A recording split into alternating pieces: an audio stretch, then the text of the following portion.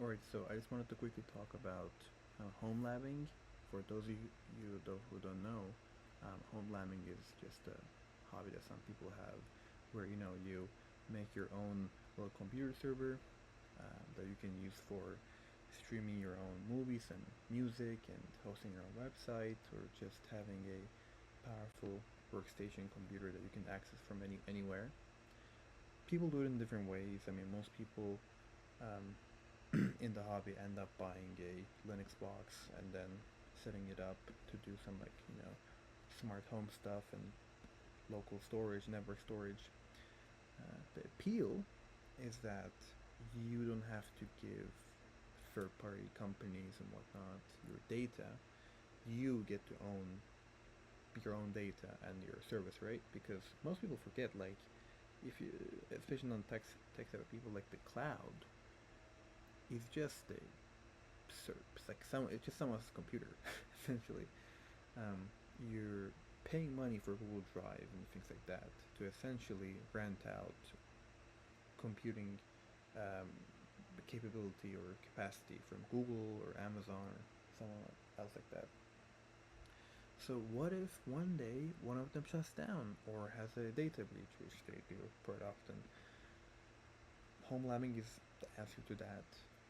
The idea that anyone should have the ability to, you know, install a quick Linux distro and set up a couple um, repos and um, tools to host their own data, their own network storage, etc. The, the problem is that I've been watching a lot of home loving content, and what I realized is that people sort of miss the mark on what home labbing is about. Um, One of the people that I want to call out here, for better and for worse, is Ardens. Um, he's a YouTuber who's doing home living content the past year, and the issue is that people like him spend upwards of $3,000 to $5,000 on just equipment. It could be, the server itself, computer parts, networking cables, and equipment and whatnot, and fancy modems and power supplies. Like, guys, the the whole reason home labbing is a thing at all is to not give control to big companies. I'm not saying like you shouldn't buy anything from these people to start home labbing, right? But like, are we really going to like not pay for a $10 a month subscription to Google Drive and instead spend like $600 on hard drives and like NAS storage? Like, no. If you need the equipment, then yeah, go buy some. But like, I feel like more people in the home living community should just learn the very obvious writing on, like, just see the writing on the wall, which is that ideally you should be recycling and upcycling. If you're watching this video, there's a high chance that you own some sort of old computer device or have access to one or have a sibling or a friend who has a decommissioned computer. I mean, you can find computers from like recycling plants and like just being thrown out to garbage at this point, right? Um, so I really wish more people, uh, while trying to home lab, focused more on upcycling and giving old decommissioned computers new life and new purpose. That's sort of my issue. It's not the thing itself. I love the idea of home labbing. In fact, if I have the chance to, I'll probably do it myself. Um, but like, as a concept, I think it's really cool. Because I mean, let's be honest. Like, any computer made in the past 10, 15 years, anything that's at least like two dual or four cores at a minimum, and some RAM, some is probably capable of streaming some music over your own network, which I actually tried and works pretty well, surprisingly. Or streaming your own movies, for example. Or, I mean, another thing you can do is, if you have legally purchased ROMs, you can do some emulation.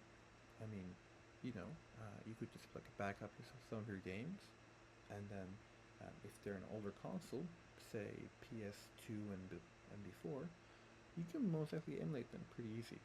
Um, you know, even on like Android or iOS devices, you can go ahead and just like download a PS1 emulator pretty easy, set it up, and it's not too much of a hassle. I mean, I did it with some PS2 games on my phone, and my phone is far from being um, flagship. So home labbing is a important hobby in the sense that it'll teach you some basic computer skills. Um, it'll be, it might be your introduction to open source software, which is really important.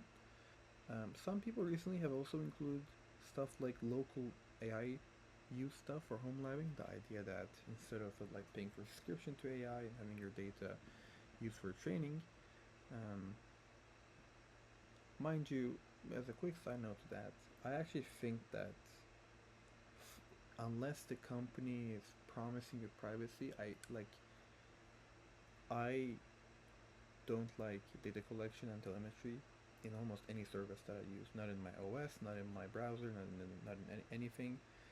But I feel like AI chatbots is the one time where I'm okay with it as long as the chatbot doesn't promise privacy. If they say, hey, we're just gonna use your data for training and that's how it is and that's why we can provide the service for free. Yeah, I mean, can you argue with them? I mean, for those people, data is money. So, if you want access to AI services for free, I mean, what else are they going to hand over? Data is everything for them for training their models. So that's a discussion for another time, or for another video, I should say. Um, but in any case, home labbing is, with AI is interesting because some people are trying to have really concerningly powerful models running on their systems. I mean, some people are, purchasing, multi thousands of dollar NVIDIA GPUs and accelerator cards just to be able to run the latest, whatever open source, open weight models locally. Do not pay for ChatGPT or Anthropic's subscriptions and whatnot, which is a cool idea. And I like the idea that sometime in the near future, um, local AI um, hardware could become cheap again to be able to do this. To be able for it to get cheap enough for most people to be able to do it. Um, that being said, it's a bit of a shame. I mean, most people don't realize that like you can run a small LLM on most computers. I mean, even on a phone. I'm pretty sure that there are versions of Gemma 4 that can run on just a beefy smartphone, really. Um, the issue comes in like when you have that small of an LLM, what are you going to use it for? I mean, it is going to be probably just text generation. I doubt it'll be multimodal, and I've seen some people use it for smart home stuff where they have a speech detection model that can help them like turn the lights off and set timers and things like that, which is cool. But I wish that I mean not the entire AI industry is focused on being the best and being at the top and the most horsepower possible. But I wish that at least some people would focus more on the efficiency aspect to be able to get, well, two things: either get bigger models to run on cheaper devices for local AI stuff, or at least in the inverse, which is that getting small models to do more. Um,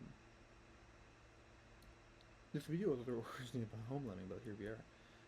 But no, this is still related in the sense that um, the I think more people should have ownership of the digital services that they rely on so much, like storing their pictures or their music, streaming their content, playing their games, among other things, in file storage or backups, etc. And I wish that it would be more accessible to non-tech people. Um,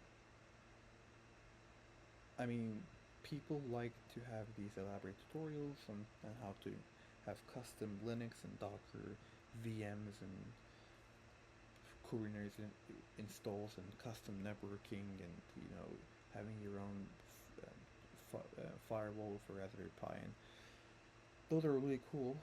But I wish some people were out there just were focusing on, okay, how do we get non-tech savvy people to be able to grasp this,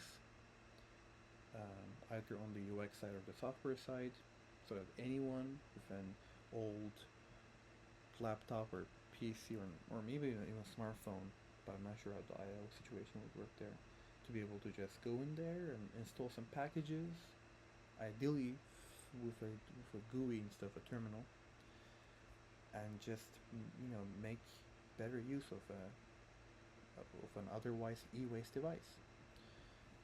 But that's not really going to happen because of the. That's the entire reason that companies can charge so much for subscriptions, is because most people aren't willing or cannot um, just have the time or the capacity to do these things. Um, people, tech people sometimes like not degrade, but like sort of look down on people who have to or just do use normie devices, like, oh, you have an iPhone, so you must be this and this, or you use Windows 11, so you must be this and this. And I myself used to do that a lot, but the hard truth is that life is tough. People get really busy with jobs and work and family stuff. That if you're not a tech nerd like me, or maybe even you, um, you might not have the extra evening to spend on a Linux install. You might not have the extra afternoon to tinker with electronics. If you have to decide between having a nice family dinner or on a Saturday when you're off work, or spend the time configuring packages and going from a terminal to install, Docker images and getting your .yml file set up and whatnot. Hmm. Time is money, but more than anything else, time are memories. Memories you might want to spend with other people instead of nerdy stuff. I'm not, of course, saying that again, it's a critique against doing this sort of thing. I'm a proud nerd myself who spends a lot of time on tinkering with my devices, but something to think about. In any case, thank you for watching what is currently the longest Skyler Talks video, and I hope to see you soon.